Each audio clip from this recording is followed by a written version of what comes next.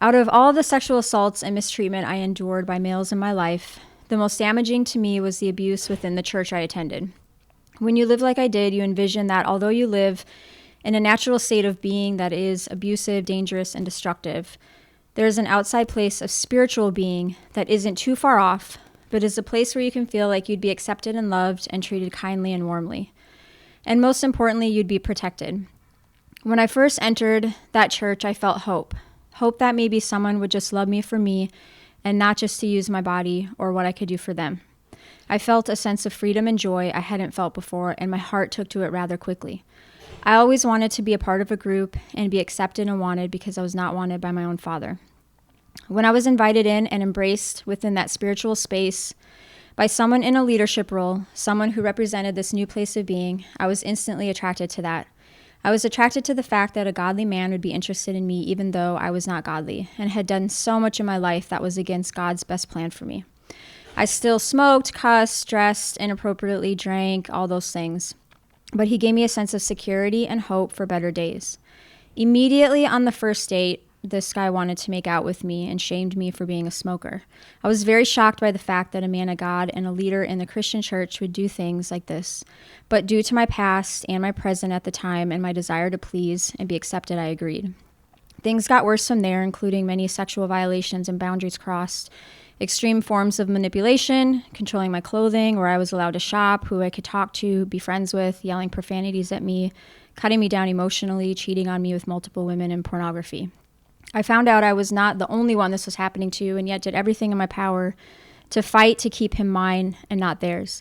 I did everything I could to get him to like me, and I wanted him to be with me, but he only wanted to be around me if I was willing to do sexual things for him. Other people in the church leadership knew, but they never confronted him. He told me he wanted to marry me as a manipulation tactic because he knew I was desperate for love. He played me during a few months' time, and he knew that I was planning our wedding, but then I found out that he was planning weddings with multiple girls in the church. When finally, for the 10th time, he rejected me, I had a stomach-wrenching wake-up call, and I knew I had to move on. I sat down in the church office with his mother and father, and I was told to get over it, and that it took two to tango, and that I needed to be quiet. So I did. I suffered severe PTSD symptoms, including depression, anxiety, physical illness, my hair falling out, acne, nightmares, lost a ton of weight. And because of the cult-like environment within that church, I thought I was the only one who needed to forgive him, and then I could move on. So I apologized. I went up to him and I apologized, and he has never yet apologized to me. This has been the most damaging of all. I have not, by the grace of God, lost my hope in Jesus. I know God is not a reflection of that man, and that man is not a reflection of God. But this is my message on this. As a new and exploring believer of God in a place where maybe I could actually be loved and experience a love of the Father, I was incredibly vulnerable and impressionable. My heart was confused, intrigued, broken, sensitive yet hard, willing yet extremely cautious. And I think church leaders should be especially sensitive to new people coming into their church, especially young ladies with broken pasts. There should be protocols in place and protections in place. The abusers are often protected, while the abused are silenced. The abusers are often coddled and taken care of, while the abused are shamed and made out to be liars. The damaging effects of being abused within a spiritual context is another layer of abuse, and yet you are made to feel like it was your fault and you're the unclean one. It's deep, and it's a shame that is oftentimes unbearable, and if left untreated and hidden, will cause lifelong consequences. How did it feel reading that? Horrifying, but freeing. I've kept so many things that I've gone through in my life inside and hidden for so many years, not realizing that it was actually really affecting my everyday life. And I just started sharing this story about a year and a half ago, and it has been freeing, especially when somebody tells you to be quiet about abuse that you went through, to say, oh, hell no, I'm gonna speak this, and I'm gonna tell people I'm not gonna be afraid of you and what you think that you could do to me in return. I feel good about it. Sad, but I feel good. What were some of the ways that staying silent affected you on a day-to-day? It was like poison. And, you know, my whole life I've dealt with, even when I was a baby, I dealt with sickness. But then when my dad left, I've my whole life experienced depression, anxiety, some PTSD symptoms, but keeping what happened to me in the church, keeping the rape that happened to me when I was 17, the sexual assault that happened to me when I was 14, keeping all of that stuff inside and not talking about it, not dealing with it, it was like poison. And it came out in so many ways, from physical illness, mental health illness, insomnia. Like I said, I had lost weight. My hair was falling out. My face was covered in acne. I was very angry. I had kind of just uncontrollable rage. I had a lot of low self-esteem. Didn't love I hated myself. Absolutely hated myself. I was a very violent person. So it just, in a lot of ways, it just affected me negatively. And I didn't really know what it was exactly from, but I really believe now, coming out from it, that it was just holding all of these secrets inside, these things that had happened. And you said you started sharing this about a year and a half ago. What was the trigger that allowed you to start freeing that story? I started a nonprofit that helps girls that have been trafficked, who have gone through sexual abuse, sexual assaults, violations. And we're always talking to them about, like, you gotta talk with somebody about what you went through. You have to kind of face what you've been through. And that's the hardest thing to do. And I realized I kind of needed to take my own medicine. And through my journey of extending hands of hope, I've been through a lot of ups and downs, and a lot of those same triggers and emotions coming up, even through this. And I thought, I need to go talk to somebody. And so I went to a therapist and realized that a lot of what I was going through was because of not talking to somebody. And so I thought, if I'm going to try to help these girls or help other people, then I got to help myself first, and I need to be good first. And so I'm almost 40, and I just started really this journey of talking about it because I want to help other people. Because one thing that I have realized is we always think we're alone. We always think like we can't tell people, nobody would understand, or we would just have all this shame and guilt and embarrassment. And the thing is, it's the sad, unfortunate reality is that so many women have gone through sexual violations and assaults and exploitation.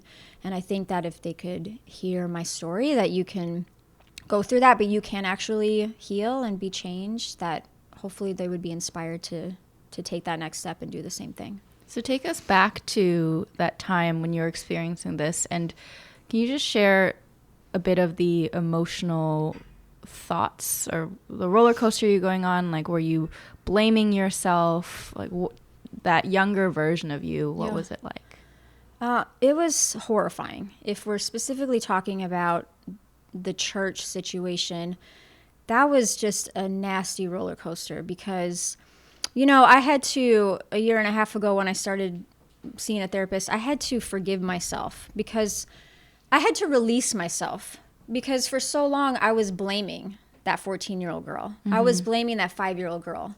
Her dad left because something I did wrong, or I got sexually assaulted because I drank too much, or I got raped because I wasn't dressed appropriately.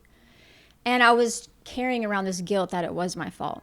And so going through it, I had to release that from myself and realize that that was not my fault. It was, I didn't make those decisions for that to happen. I had to make a decision to heal and to move forward from it, but I didn't decide to be victimized like that. And so that was, really empowering for me. But when I went through it at the church, it was a whole new level. It was a whole new level because there was this spiritual side that was tacked on. And there was this, like, for me, this deeper longing for God, for somebody to love me and accept me for who I was.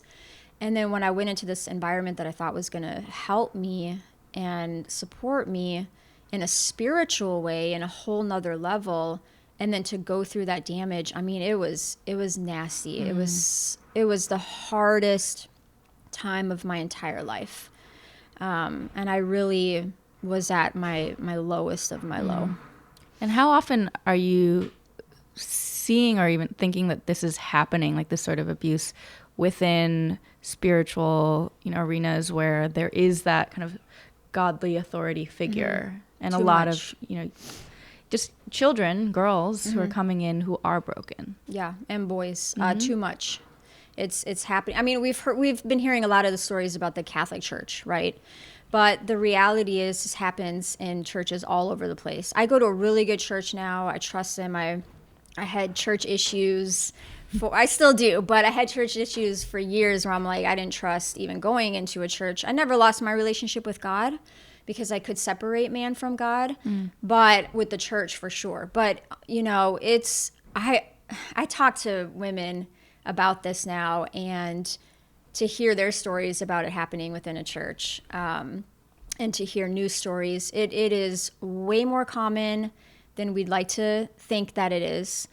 And it's way more common than we're hearing about, because it is definitely like what happened to me. Pulled me in the back of the office, told me to be quiet about it, made me feel like I'm the one that is the problem here and I shouldn't be doing that. And when you are in a church environment and people are supposedly representing God, you really believe them. You don't want to go against God, the man of God, and so you listen to them, especially when you're super vulnerable.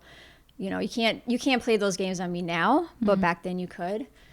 So it's sad. It's a sad reality, and I'm sharing this story because I don't want to call out this church. I don't want to call those people out. I'm actually not going to say their names. Yeah. And I don't want to share it. But I do want to talk about how damaging this is that the church is doing this. Not all churches, but a lot of churches are doing this. And they need to start protecting the vulnerable people that are coming into their care and not preying on them. And there's too much of it going on. How do you think that can actually change, though? Especially because these are it's primarily men in power. Yes, correct. Yeah. Same thing with sex trafficking, right? Like, X on your hand and sex trafficking. That's a very difficult thing to do. Okay. You have to overhaul systems that are in place. The church institutions, the justice system, the school system, the foster care system. That's a complicated solution to a real deep problem. Off the top of my head and thinking about it over the years, the number one thing that I feel churches should do is they have to have more accountability. Because what happens is you have this mom and dad who start a church and they run a church, and then their son and their family are the ones that are leading the church. And so there's nobody keeping them accountable, because the dad doesn't want to shout out their son for doing this. It's their son, it's their family. And I see that a lot in churches where it's the family dynamic there. And so they just get away with stuff more. So bringing in more accountability. And for me, I think being able to give a voice to the people that are in the church, so that and educating them, like showing them what are red flags to look out for when you're being groomed. I was being groomed by this guy. Groomed to be exploited and abused, right? And it's so easy to groom and manipulate young, vulnerable girls like myself. It's not hard. And so to try to teach the church, I know this sounds terrible. You shouldn't have to teach your church members how to watch out for red flags for being groomed or abused within church. But until we start bringing in more outside accountability within the church to keep an eye on what's going on, I don't know any other way than to teach the members to look out for that kind of stuff, or to look out for each other. Is there a lot of hot and cold personality where it's, because I've seen, at least in business situations or situations that I've been in, where it's the older man who has the power is, simultaneously saying things like, I want to help you, you have so much potential, but then the manipulation comes where it's like, it's kind of snuck in, but then it's balanced by some sort of positivity, and that gives you a ray of hope. Always. That's how it works. If somebody was right off the bat 100% mean to you and a monster to you, most likely you wouldn't be so lured in. So there's always a mix of the good things, even within, domestic violence, or why do women stay in domestic violence relationships? Many reasons why they stay. And some is because of fear, for many different things. But some is, they stay because there's that little bit of good, or like with this guy in the church that did this to me. I mean, literally, he would scream over me profanities, and I would be crying on the ground. And yet I wanted nothing more than for him to love me and for me to please him. And it was because in the mix of all that, there was this good too. He would come to my house and he would warm up the car and bring me flowers. And women, especially, we hold on to those things. We hold on to the good because we like to see the good in people, I think. And so there's definitely a mix of hot and cold.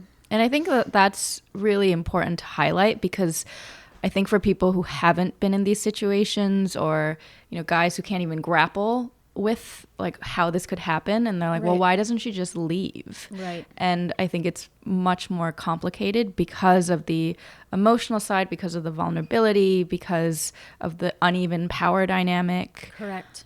Yeah, you don't really understand it unless you've been in it. And even with sex trafficking, like, well, why doesn't she just leave? This is a free country. Why there's police everywhere. Why don't they just leave? If they don't leave, they must want to be, prostituted or sex trafficked or in that situation. And it's like we really educate people on psychological manipulation, like understanding what it does to somebody psychologically, the trauma bonds that are there, really similar to like Stockholm syndrome, where somebody will actually defend their abuser. There's no like natural, rational way to explain it. It's psychological, and it's powerful, because with the girls we work with too, and even with myself, like, you can take somebody physically out of that situation, but that does not mean that they are free and healed. They very much have psychological barriers that you have to work through in order to actually experience freedom and to wake up and be like, oh my gosh, I actually was like a victim of something. The psychological manipulation is the most powerful and usually what keeps people in abusive relationships. Yeah. I had a couple personal experiences somewhat recently. There was and for me, it's usually in business situations. So there was one advisor of mine, or just like an old colleague, friend kind of thing, and has always been kind, but maybe like pushing the boundaries a little bit. And I kind of turn a blind eye and be like, oh, it's fine. Right. But there was like one thing, and he snapped and he got drunk and he started saying things like, you are the scum of the earth and you are the most despicable thing. I was like, what is, and we were in a nice cocktail bar. Right. And it was like, I triggered something apparently, because I was like, you didn't remember what you just said. Right. And he was going on and on and on. I was like, who is this person? Right. And luckily I'm at this place where I have the internal strength, but I was like, you say this to me one time, I'm out. Yeah. Like, there is no second chance here. Right. And what was interesting is then he texted me, and then he texted me again, and he was like, I'm so sorry. Like, you're amazing. Classic. You're wonderful. I want to introduce you to this other woman who I think would be so helpful to your business. And I was like, are you kidding me? But because you are strong in that space, in your head space, you're able to recognize it. But some women, we would just fall right back into accept the apology, and then accept the good again, and forgive them and let them continue to do that. Yeah, and it was odd, because it was such a seemingly sincere and nice apology. It was like multiple paragraphs, and I was like, you can't do that to me. Right. Good. So, good for you. Yeah. I want to switch to your work in sex trafficking, because I know that this issue for a lot of people is uncomfortable. Yep. And it's uncomfortable because it is so far removed from our day-to-day reality, especially if we're in the first world and, getting our Starbucks coffee and just going through our day. How did this issue become your life's mission? Yeah. Just going back to all the things that I've Yeah. experienced in my life and seeing the flip side of it. Again, knowing that just because that you went through that doesn't mean it has to define the rest of your life, and that you can heal. You really can heal and move on. And so when I started healing, I just became really passionate about being able to show other young women that they could heal. And for whatever reason, human trafficking was something that just pulled on my heart every time I heard about it, because I went to Pattaya, Thailand. Did I already tell you that? I went to Pattaya, Thailand in 2004. And Pattaya is 62 miles southeast of Bangkok. When I went there, this is 15 years ago now, 70% of the population was involved in prostitution. So everywhere you look, it's Western men and Thai women and children. And that trip rocked my world. I couldn't believe what I was seeing, what I was hearing about. And, for me, it was like, not only do you have these girls and these vulnerable women who are being, and let's just keep it real here, raped every day, multiple sexual assaults a day. Not only that, but somebody else is profiting off of that. To me, that was the most disturbing thing of it all. And so I was just like called to it. I just felt a strong calling to help these victims and to help them heal, right? Like, that was the most important thing to me, is to help them heal, because the worst is to just see these women and to think that these women are just going to live their entire life carrying around this shame and having them, just generation after generation continue. And so when I came back to Colorado, I spent the next several years learning about the issue of human trafficking, realizing that it doesn't just happen in Thailand, it doesn't just happen in Cambodia, it happens here in the United States, it happens in every single state, urban communities, suburban communities, rural communities, and it's a crime that's hidden in plain sight, okay? It's all around us. We like to think that we can live in our little bubble and it's not affecting us, but it is, because again, it can be happening in restaurants, it can be happening in salons, it can be happening in the hospitality industry that you're connected to, in your own neighborhoods, in your own homes. And so, people need to understand that it is definitely happening all around us. But for me, there was a need. There was a need for services and for safe housing for young girls that had been trafficked in Denver. There was no place for them to go. 90% of the kiddos there have a past history of sexual abuse, so they were abused. And then on top of that traffic, there was no safe home for them. After they were being rescued, they were being brought to detention centers or jails. And so that just kind of lit a passion in me to start something and to start a home for them so they could have a safe place to begin the healing journey. And when you say this is happening everywhere in plain sight, are you saying that children are being abducted, or that there's transactions that are happening? Like, what exactly do you mean by that? Yeah, so in regards to kidnapping, which when people hear human trafficking, a lot of times they think it involves kidnapping. But kidnapping accounts for less than 1% of sex trafficking cases here in the United States. So it's oftentimes happening through the grooming process, like what we talked about earlier. A lot of times it can be through what law enforcement calls boyfriending. So it's these young, vulnerable kiddos. The average age of entry in the commercial sex industry in the United States is 12 years old. So we're talking about young kids. And they, just by age alone, they're vulnerable, right? Just for being young. And then there's a lot of common vulnerabilities that do occur with victims of trafficking. So for example, past history of sexual abuse, neglect at home, runaways, they're homeless. So they have these common vulnerabilities that cause them to be more vulnerable to being approached and preyed on by a trafficker.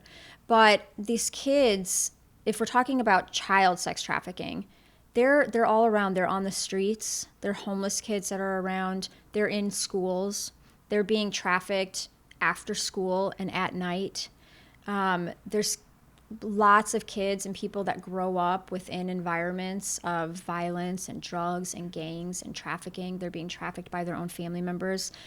Almost half of the girls that we work with were trafficked by their own family. Just for money's purpose. Money, gangs. We had one girl that was sold for sex by her mother in exchange for drugs.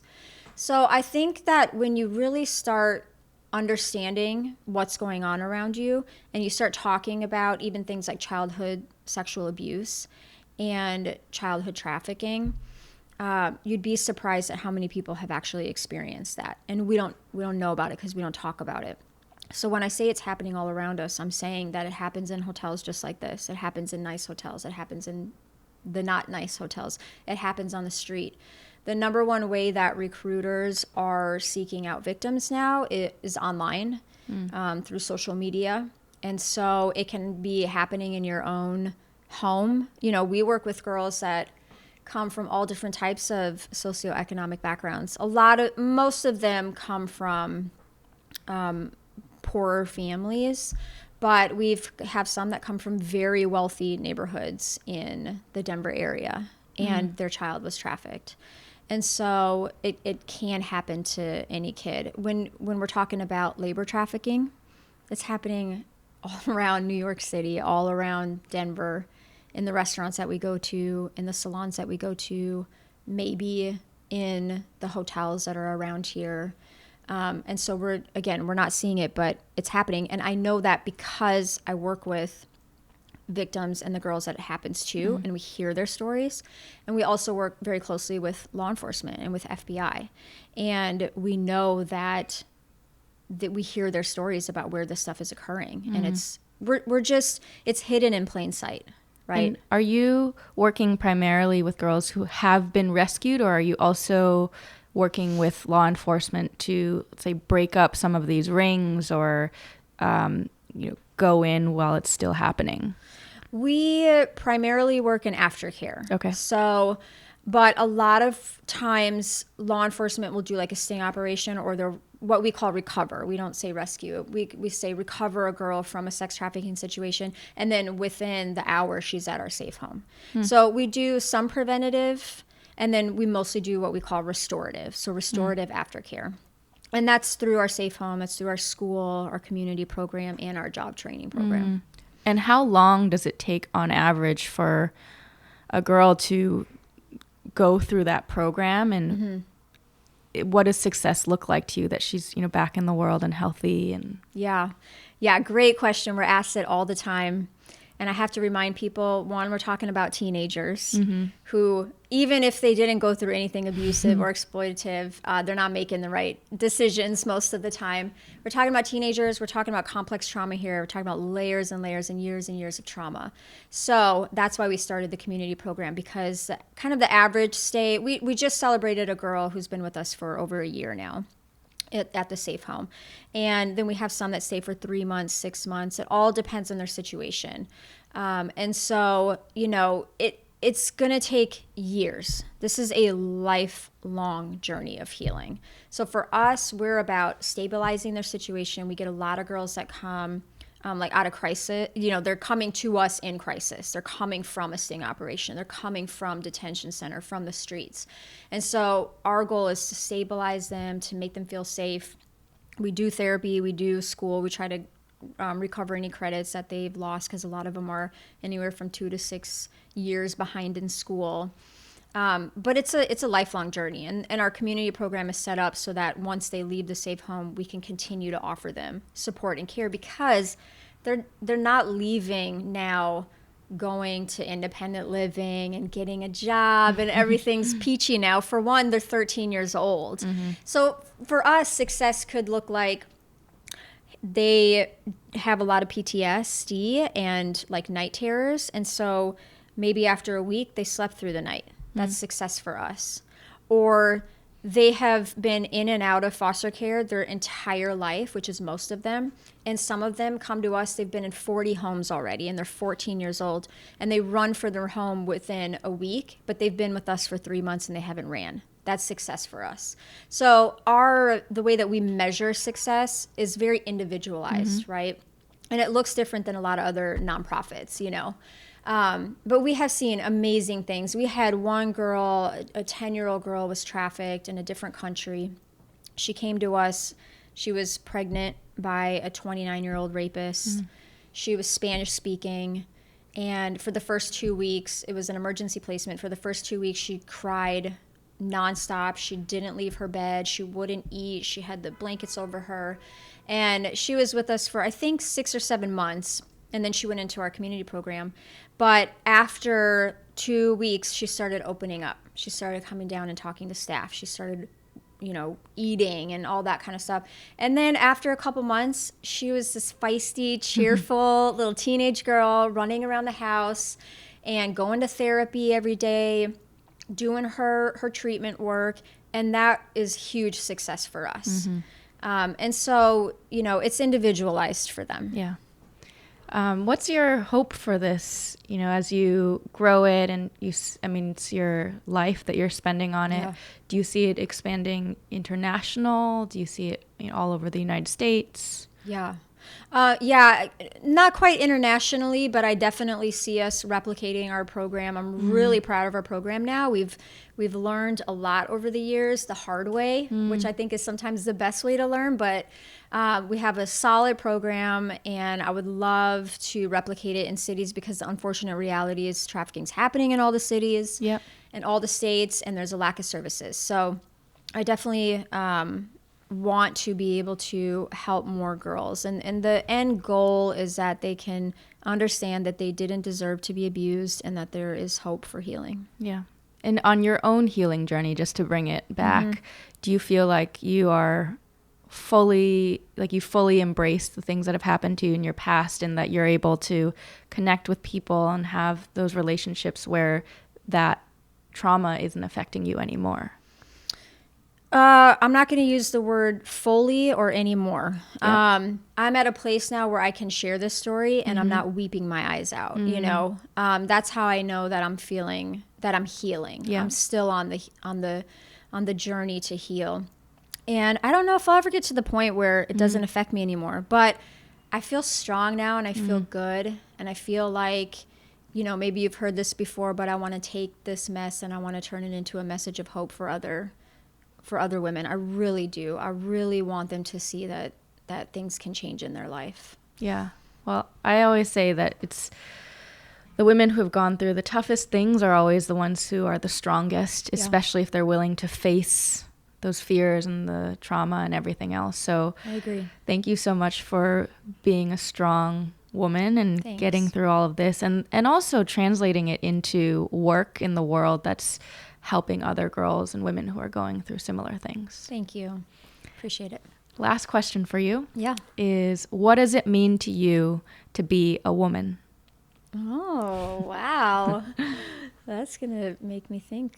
To be a woman, I feel like women, to be nurturing.